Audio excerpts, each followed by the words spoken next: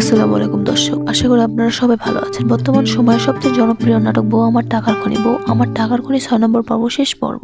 তাহলে কি ৬ নম্বর পর্বটাই শেষ কি, নাকি সিরিজ 2 নিয়ে আসবে ইগল টিম? তো বন্ধুরা, আপনারা যারা বউ আমার টাকার খনি সবগুলো পর্ব দেখেছেন, আপনাদের কেমন লেগেছে তা কমেন্ট করে জানাবেন। আর কথা না বাড়িয়ে চলুন কিছু কথা বলি ৬ নম্বর পর্ব নিয়ে। বউ আমার টাকার খনি ৬ নম্বর পর্বে কি হবে তা জানতে হাফসা তার স্বামীকে পুলিশের কাছে ধরিয়ে দেয়, কিন্তু পরে মামলা তুলে নেওয়া হয়। হাফসাকে মুন্না তালাক দেয়।